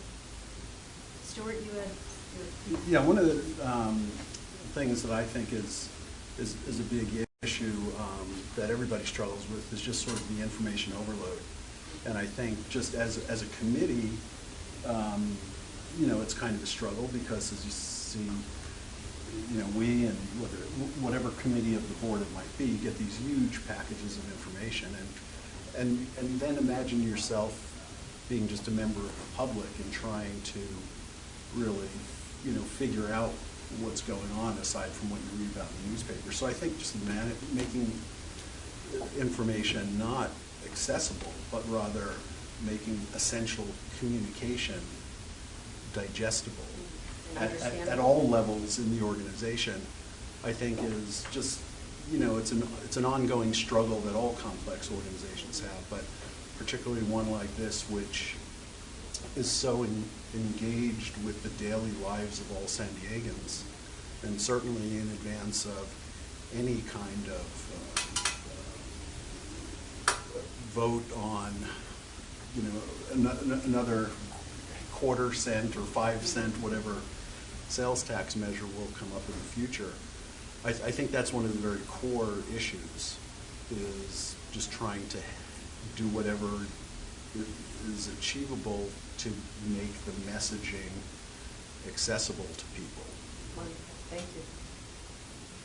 Mr. Stewart says something, I think, like an anticipation of another attempt to raise new taxes.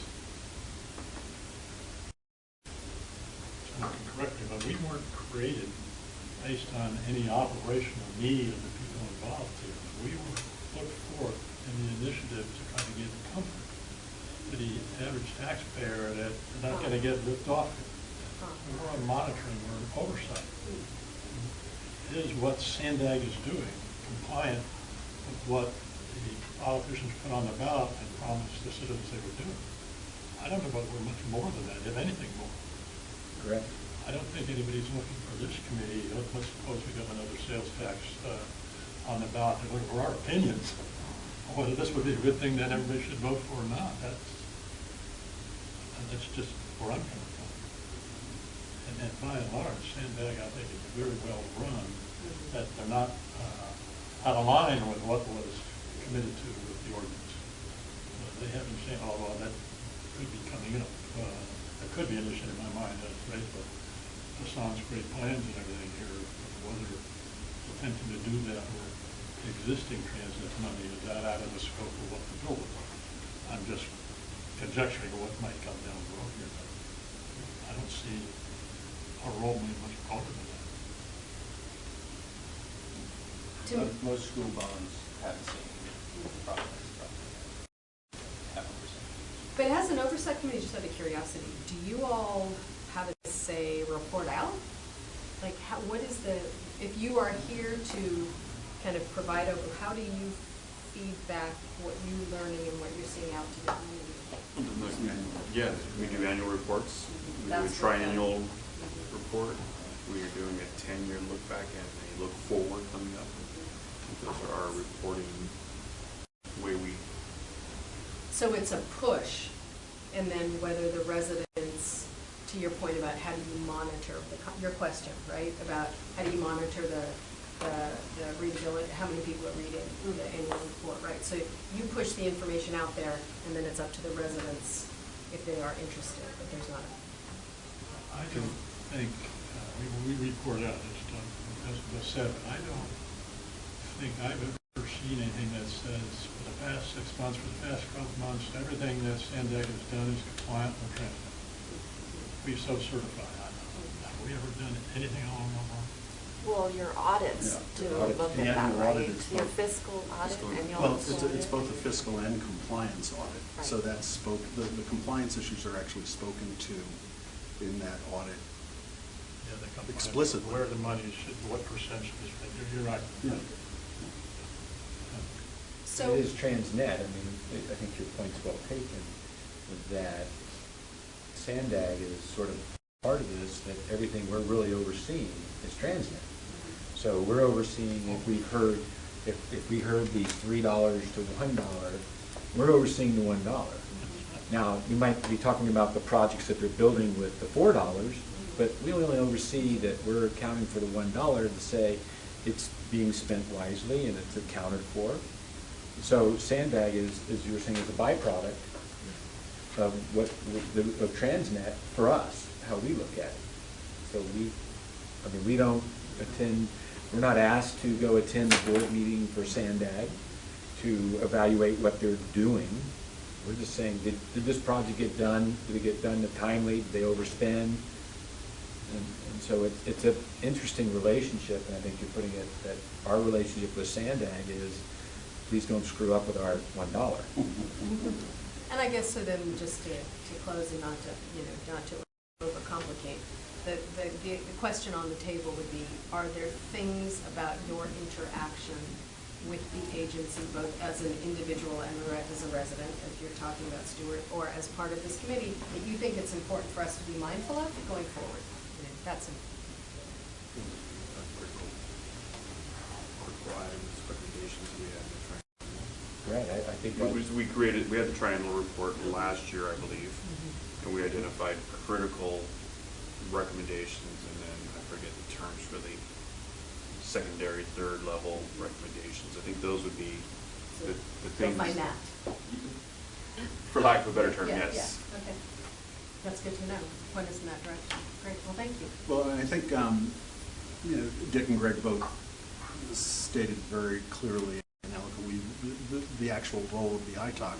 But I think as part of that, and Jonathan Tibbetts, who just termed off, is a great example of, in terms of the work you do. I don't know how far and wide you're wanting to do interviewing, but beyond the formal role of the committee, Jonathan is an example of somebody who's spent 8 years coming to meetings once a month, hearing all this stuff, and there's just the perspective that an individual on this committee has that somewhat transcends, the sort of the formal role, just as a representative of a taxpayer or community member who is far more engaged than the average person out in the street.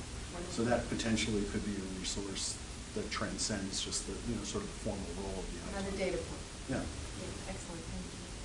Well, thank you so much for your time. We know you guys have a full agenda, it's a long meeting, but thanks for letting us crash the party, and appreciate your input. Yeah, we think it's going to be terrific. It's, it's getting meaty, right? In the beginning, it's all just a mashup, right? It's soup, like you can't see it, and then suddenly the themes start to clarify. So that's kind of where we're at. I know I was late, and I apologize. Can I just ask one question? So, I know as part of the Plan of Excellence, one of the items was to look at organizational structure. Is this that, or is this different? The organizational structure is a part of this. So it's a subset of, we're looking at the structure, we're looking at priorities, we're looking at, I would say, clarification around vision, mission, we're looking at the process. So their work will check the organizational structure box? Certainly. You and I have had discussions, I don't know if you want to share, about like the CFO position. But I mean, that's all part of this too. If there's issues of, about where you think. Well, I don't know if this is the right form. Right. My 2 cents is that it's just surprising to me that an organization of this size doesn't have somebody who is formally a chief financial officer. And Andre may fulfill most, if not all, of those functions, but it just strikes me that until he or somebody else is chief financial officer, you don't actually have the empowerment and the relationship with the board, for example, that a large organization typically has with a chief financial officer. So that's my and so we appreciate that. From a structural organizational standpoint, that is just a glaring issue from my point of view. But you two will have lots to talk about on it. Yes.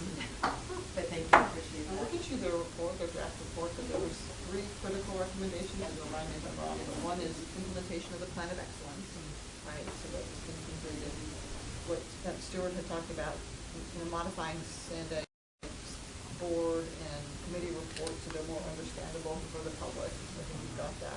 And then the other big thing from the triennial really was like outcome-based versus output-based. So establishing a comprehensive performance framework, right? So we're doing the mid-coast and we say, hey, we built X miles of rail under budget, but what did it actually do for the person, like more human-centered?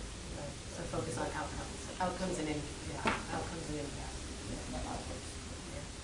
Yeah, one of the elements of this is looking at performance metrics, both internally and externally, so. Sorry, I could just, with regard to performance metrics of that nature, I think it was wasn't our last meeting when, I can't remember who it was talking about the periodic state of the community report. Aren't there already internal people who do the performance metric kind of work? Or so I'm just kind of curious, or how does that relate to? There's product performance, this is people performance, I think. Right, and where the, yes, and the framing of the internal performance metrics to the point about how do we communicate them in a way that is understandable, that is accessible, that people understand the impact in their community, what's the outcome, what's the impact to the work on the community. There is an overlay of our work to that, which is really around the framing and the communication of that. The performance metrics specifically is really looking at internally, how do we evaluate performance and on what criteria. Great, thanks. Anything else? So you'll be back, so when will this report be done? Likely the end of the year. End of the year. But at that timeline, but I guess the point was, I assume we would like to see that report. It'd be nice to. What we're likely going to be doing, just so you goes have public. an understanding of how this comes to be, is we're in the process of building task forces around key issues. So to say we are going to be working the plan with employees from the organization. It's a much longer conversation about why we believe in the approach of investment, of employee investment in outcome. And so that each of those task forces, our work facilitating that will result in an action plan for implementation around key themes. So the report, as it were, will focus on operationalizing what the issues are, as opposed to how to say a data capture or a synthesis, but really what are we going to do about it? That's, I guess, whatever you're going to put out, plan, action, report, we'd love to see it. You want to see it? Okay. That's all we're asking. We will be happy to. It might be very interesting when everybody is all said and done with this. And as I mentioned before, I talk Transnet, Sandag. It'd be very interesting what you conclude from the significance of the role, the effectiveness of the role, and everything else. It was just something that's on their calendar. They got to tick it off once a month and then they get back to the real stuff. Well, it is interesting, right? Because you look at what's the value and the significance of the working group and committees in supporting, right? And how do you look at? It's a requirement. Right, it's a governmental requirement. But nonetheless, I think it would be useful for everybody to keep in perspective what's being done well. Right. Or how does, and maybe on that is, is there something that we could do better? That from talking and you're seeing is something that, not that we have any say, we're more of advisory, but is there something that we could help provide the Transnet and Sandag staffs with, something that would be helpful? Well, it's process, right? Like, you get why you exist, you get what you're here to do, but then the thing that's variables, how do you do it, right? And if there's a way to tweak the process in such a way that it is more effective, then that's a benefit to both. Yes. Will you mention us in making Absolutely. points? In red, would you like it? Not necessarily. You want credit, like on the closing credit? We have an opportunity to raise our own profile. Yeah. Can help. Doesn't hurt. Half Gotcha. page. Just half stage, okay. Whole picture. Keep that in mind. What we do, why we're here. Okay, well, thank you very much. Thank you so Thanks much. for the briefing. We Thank look you. forward to how this progresses. Thank you. Welcome, Dustin. Let me call the meeting to order. Because we're totally out of order now.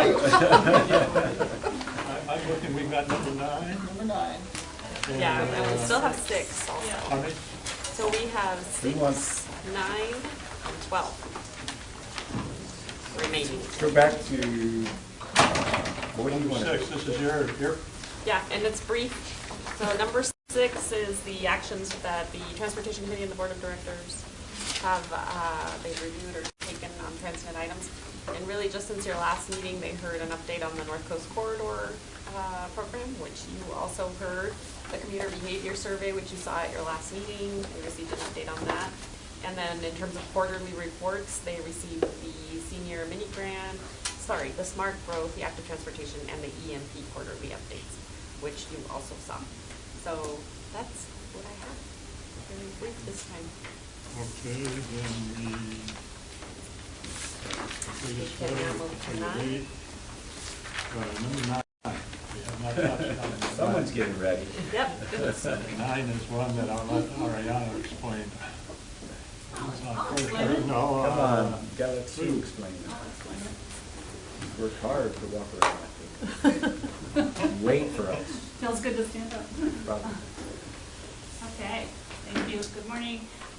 So I think you guys are used to me coming to you with an RTIP update or an RTIP amendment, and this item is a little bit different. But it's good because it kind of ties into the discussion we were having before about how we do things and how to make it more efficient. So I'll jump into it. The item 9 on your agenda today is a proposal to change how we process administrative modifications to the RTIP. So as a reminder, there are 2 types of RTIP amendments. What we call a formal amendment on the right is really just called an amendment by the federal government. At Sandag, we process this type of amendment quarterly to capture any changes to projects, and it takes approximately 150 hours of staff time and at least 4 to 6 months to process this amendment, get all the way through approval. When funding changes are made, sometimes we have to wait for federal approval of the amendment to access those funds, so up to 6 months. Prior to federal approval, the amendment will have first been posted for a 15-day public review period. It's reviewed by ITOC, it's approved by TC, ratified by the board, approved by the state, and then given to the feds. The Department of Transportation has created a procedure to streamline this process for what it considers minor changes or administrative modifications. So an administrative modification has no public notice or financial constraint demonstration requirement. This procedure delegates federal approval of the admin mod to Caltrans. So once Caltrans approves it, it's approved by the federal agencies. However, they also allow Caltrans to delegate that authority to the MPO, which can choose to delegate to the executive director.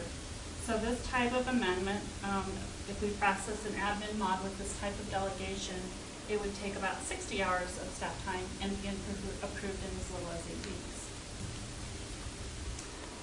At Sandag, we traditionally used admin mods to process changes which are time sensitive or on an as-needed basis. So normally we do formal amendments, but every once in a while, if something's urgent, we'll do an admin mod to push it through. And we make funds available more quickly for projects that way.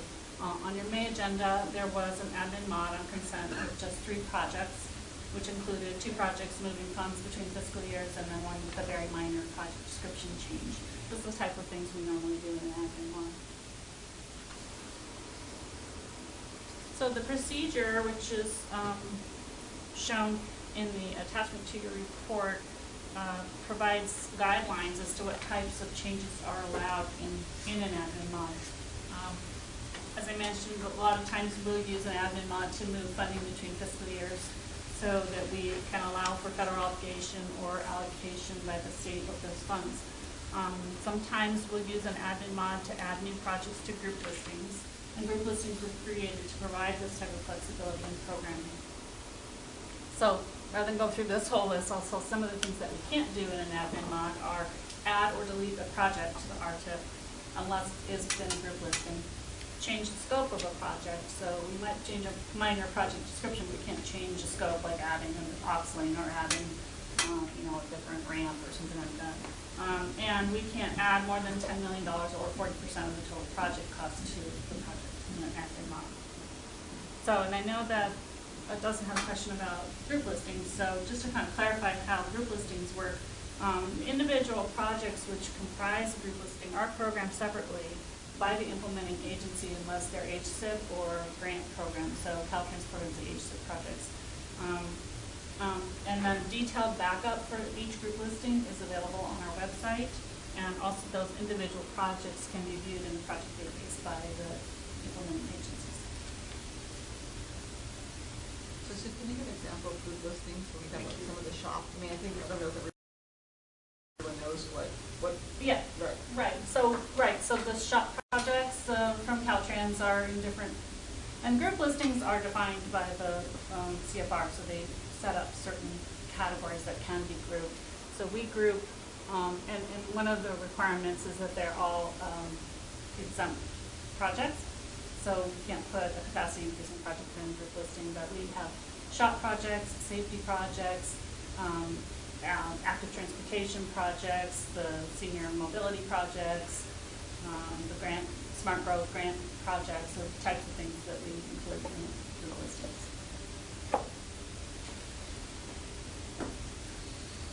Okay, so I've thrown the word delegation around a lot in this proposal. The current state of approval is shown above the line, so the feds have authorized the Caltrans to approve admin mods, and what we're requesting now at this time is a two-step delegation from Caltrans to the MPO and from MPO to the executive director. And just to point out, Sandag is currently the only MPO in the state that has not delegated this authority, and Hassan had previously had this authority at SCAD. So one of the reasons that we're asking for the delegation at this time is because of the regional plan delay. When the 2015 regional plan expires on December 2nd, we'll enter into what's known as a conformity grace period. During this period, we are restricted as to what type of changes we can make to the RTIP. And having this delegated authority will mitigate that risk. We will be able to process admin mods, which is what we're allowed to do, and then we'll be able to do them more quickly, so we can make sure that no projects have problems accessing our funds. The faster processing time and less staff time will also help agencies access funds more quickly. For instance, right now it's the end of the fiscal year, and I have agencies who maybe didn't plan well enough and are entering amendments into the current amendment number 5, which is not going to be approved by the board until July, so they can't access those funds before the end of their fiscal year because they didn't start soon enough. Had an admin mod, we could get through more quickly. We could give them the ability to get to those funds before the end of the fiscal year. So Sandag, as I mentioned, we currently process admin mods on an as-needed basis. Other MPOs primarily process admin mods and use formal amendments less frequently. Over time, I think with this ability, we'll transition more and more to processing admin mods, and it means that the changes, then the types of things we put in an admin mod are small changes where we move Transnet from here to here, or between projects in the city, the local projects. Usually it's the local agencies. The projects that'll go into the formal amendment will be those projects that have more significant changes. So we believe that a long list of projects in the RTIP can be distracting to policymakers. By limiting that list to the more significant changes, like we've sorted your list so significant changes are at the top, the amendments will be more understandable and informative. For instance, amendment number 3, which is the last one that was approved, there were 70 projects included in that, and only 14 of those would have required a formal amendment. The other 56 could have gone into an admin mod. So we think it's easier to understand what's happening with those 14 projects than with the whole list of 70 projects. So all projects with Transnet funding will continue to come to ITOG, whether in an admin mod or a formal amendment, to give ITOG the opportunity to comment prior to approval, regardless of who approves. So then ITOG's asked to provide feedback on this proposal. and to request, the proposal to request delegated authority for the executive director to provide approval for administrative modifications. This item, along with your comments, will be brought to the Transportation Committee on June 21st, and if TC recommends, it will be incorporated into amendment number 5 for board approval in July. So that concludes my presentation. Are there any questions or comments or discussion? I have one question. I think it's pretty clear and obvious the benefit of time saved making this change. Does anybody have any sense of the steps that would be eliminated if this is approved? Was there ever any value added in any of those steps? Did they ever have an issue that had to be corrected or anything? Generally, no. And I don't want to say there's no value added, but I mean, generally, our tip amendments go through pretty smoothly without a lot of comment or discussion. What we would eliminate in this process is we won't be posting those minor changes for public comment. So that's 15 days that we would. Well, I understand the time. Was there ever any public comments? No, very rarely do we get public comment. If we've had a public comment on any of our RTIP amendments, it may have been like a project. I mean, it hasn't been like a Sandag project, like the one that I recall is a city project, it's a conservation project that is programmed in there, or top standard. And so it was an issue that wasn't related to the TIP, it was more of a community issue opposition to the project. And we just wanting to kind of stop it as it went through its various processes. Right. And remember, most projects, nothing gets programmed in the RTIP before it's been approved in another setting. So. Well, that was the one thing I was going to raise, which is why it's important to have the transparency even to the admin changes, because all this makes great sense. I think it would be hugely helpful in a variety of ways. But to your point, the one thing that sort of jumped out at me is, to the extent in item number 4, to the extent that you're giving the executive director the ability to remove a project that may have kind of implications from a community level where you don't want to create a firestorm. So it seems to me the transparency is important, but you also, I don't know if you have any kind of internal red team analysis to say, hey, certain of these are hot button kind of projects for certain communities, because you don't want to lose that.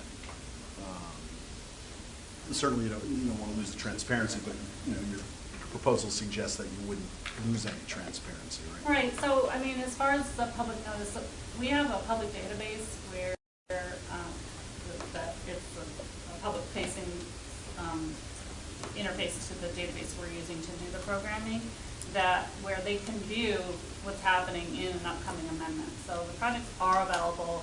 They can see the changes that are proposed, and we will post them once it's approved.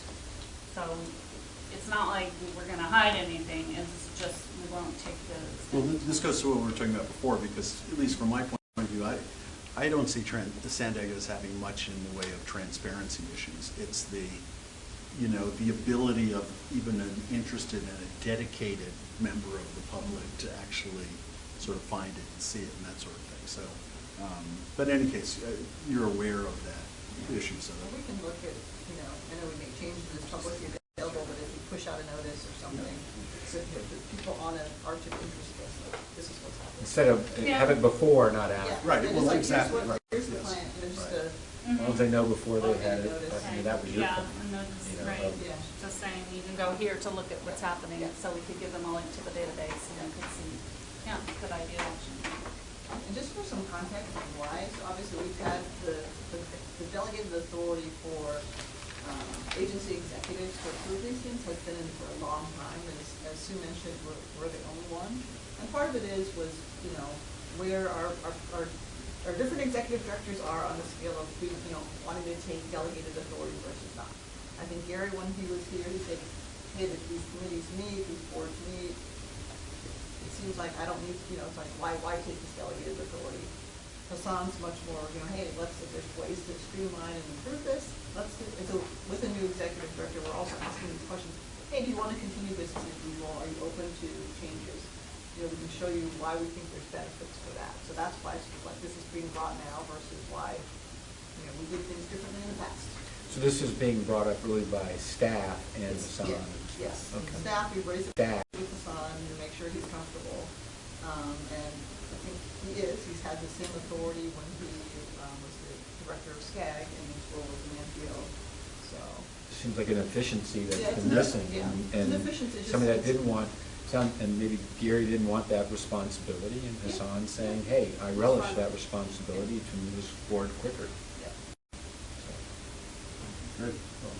Any other questions? So these would still come before ITOC before they're approved? Yes. So the only difference to us is it's going to say administrative modification in front of it. Right, and we might be bringing the administrative modifications a little more frequently. We don't know yet how this will shake out in the schedule, but. This big picture wise, it's absolutely nothing new in the overall state. We're the only one that hasn't been pursuing this. That's right. Yeah, and I think the state is anxious for us to do it too. As well. Seems like it streamlines things. Yeah. You're missing, when they want to make a change, it seems like there's every other municipality or organization can do it, and ours is a little bit more cumbersome. We would have to make the argument as what value are we adding with our existing process relative to the other guys? Doesn't sound like much, any. Especially because we put in a requirement to program Transnet into the RTIP, so that creates an awful lot of movement in our projects that other agencies that are only using federal funds or larger wouldn't have, and they wouldn't amend. We can save time and money, and that's, I think we can vote on that to, you got 2 votes. The general consensus on. Thank you very much. We need to make Not a motion. attempting to vote. It's just No, it is, discussion. yeah. No vote required. Could be. Could you vote on it? What value are we going to add if talking about all this second time? Yeah, it's a discussion item. Certainly if you felt strongly one way or the other, I mean, she's going to be communicating your comments regardless to the decision makers. So if you're strongly in favor, I can share that with I'm Transportation strongly Committee. interested, and those of us who are here, I know a couple are not here, of hearing this song again, seeing whether it changes their mind. No, I think we're strongly, I am. I think this makes sense. I'm strongly in favor. Okay. I think about this when we put together the agenda for the next meeting, or whether this is just a consent item. Yeah.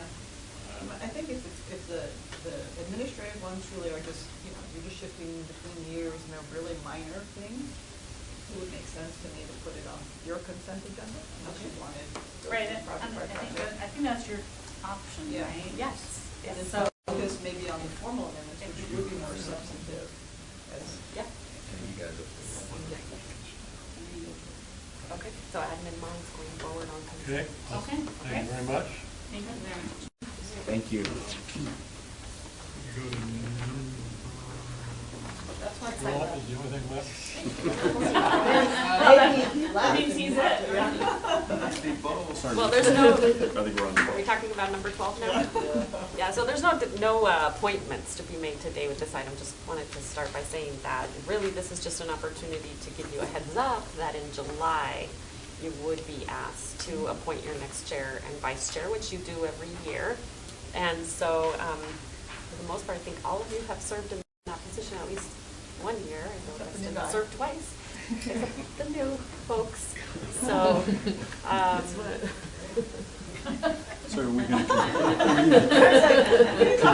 continue the I practice knew I should have driven out of that garage. of whoever's absent at that meeting? Yeah.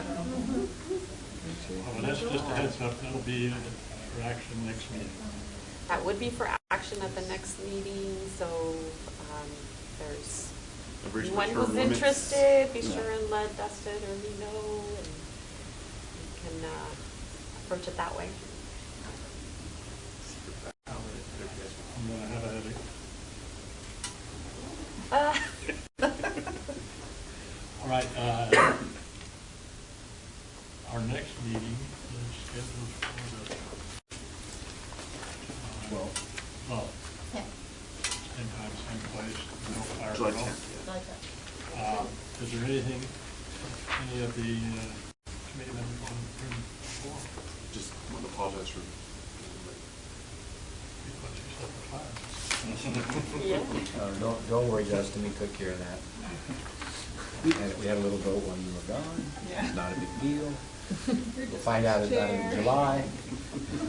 All right, anything anybody wants to raise? Well, just one thing, and I apologize because I'm not, I don't have clear in my mind, sort of, because I think there was like a cycle of updates on this. With regard to the follow-up on 7-point plan, plan of excellence and whatnot, did we have a periodic status review kind of calendarized? And the other thing I was curious about is, has the plan of excellence subsumed the 7-point plan so that it's, in looking at these things, it's all part of one big thing? It is 7-point plan, and the plan of excellence have kind of been merged into one larger plan going forward. And I believe we brought an item to you, I want to say it was in January after the board heard it in December, which was kind of a wrap-up of the plan of excellence, kind of saying, you know, all of these things are implemented and going forward. Some of these are ongoing implementation items, but that's pretty much, that was kind of the conclusion. Of course, as part of your performance audit, we have one of the critical recommendations, which is to continue implementation. So you'll continue to see it there in terms of any additional updates there may be. And then, I don't know if Jeannie wanted to add anything else. The remaining items to be completed were things like looking at organizational structure and those nature which affect the agency. So that's why we had Lori and Reza here, because that basically process started.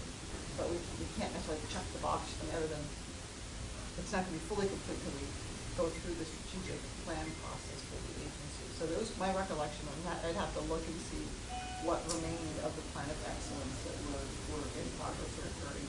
Well, to the point, I mean no disrespect, but to the point that sort of none of us can quite definitively say exactly where we are. It strikes me that from an oversight standpoint, one of the fundamental things we should be doing is that, when there's a plan like that that's put in place, is monitoring where we are in the plan. And so I would just suggest respectfully from an agenda, not necessarily for the next meeting, but just to think about just an update. And if the update is 2 minutes because, hey, we're all done, then we can, applaud and celebrate and stuff. But if not, then just to say, okay, well, what's up with that? I think would be a legitimate thing to do. I can delay us any longer, but raise one issue that came to my mind when Lori was asking where we are, what we do, so on and so forth. My mind reflected on the fact when this issue with Hassan came out with some very preliminary ideas of the big picture for the future. To some extent, there was a little roar about transit versus highways and so on and so forth. The role of ITAC is to see whether Sandag is complying with the ordinance.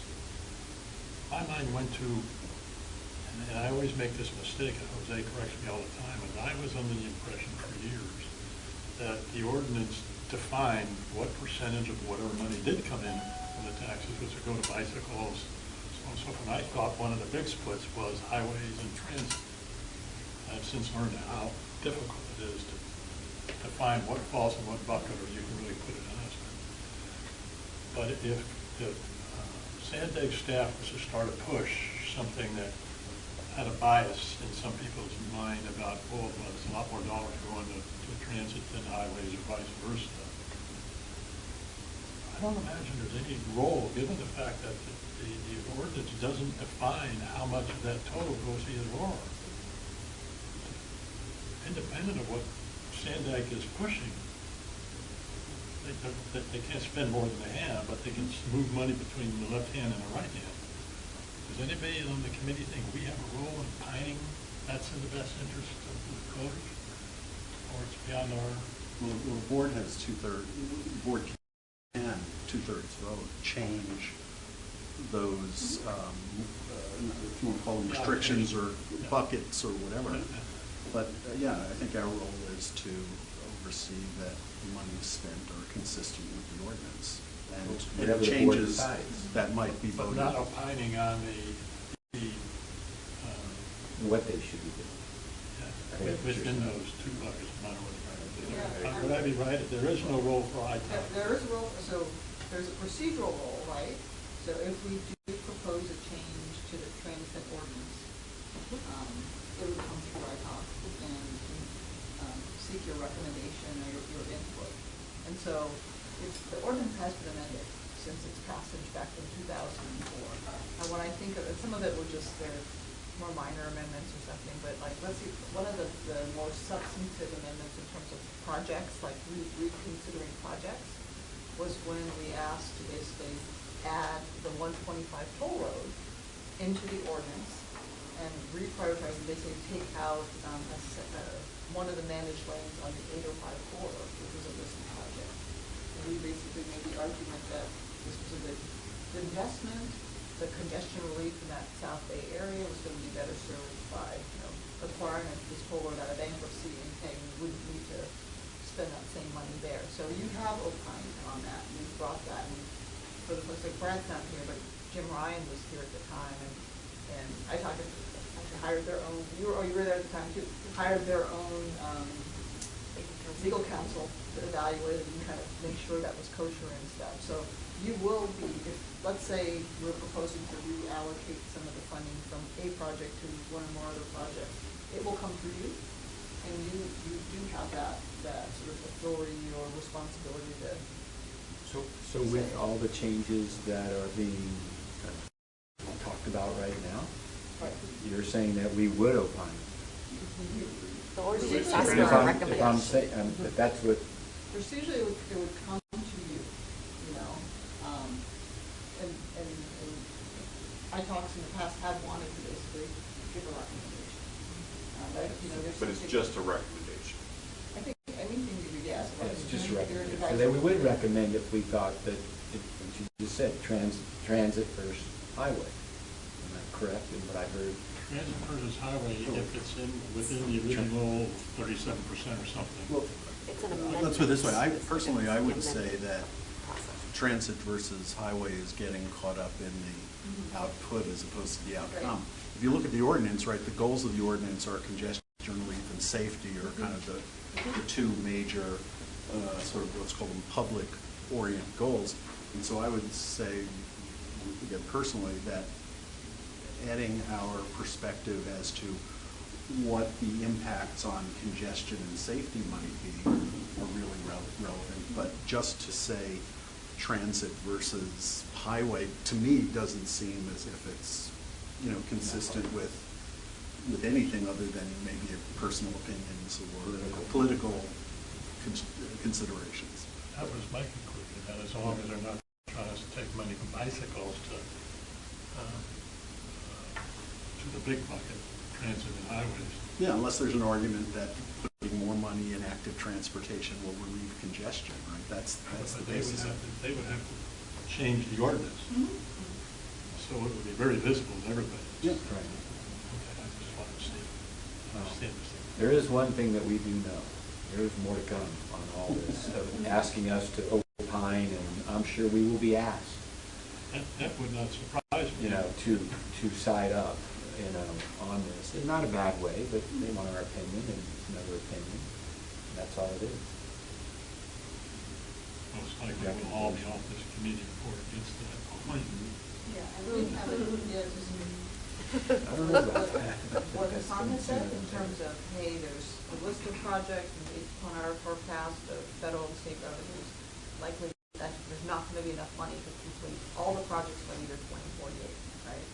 But we haven't done that next layer of, okay, well, which projects, because we're in this larger regional planning process, which really is going to set the framework for what does the region want to invest, and then it's like, then the next step is figure out, how you pay for it when you need that. So nothing's been proposed. We haven't been making changes to the ordinance. I think people can foresee, that or foresee changes, but we really haven't worked out. You've seen as detailed as we've gotten so far, right? it's a huge, huge undertaking. But my perception is the estimate time to get there is overstated. Just the environmental issues of every piece of that, while you were here, you made an excellent presentation of the future. But wow. Yes, wow. I mean, just wow. Is that a future you'd like to live in? Okay, we have no other business to bring before us. We are adjourned. Thank you all. Thank you, Thank you. everyone. We would have been done in half an hour. Annual report. So we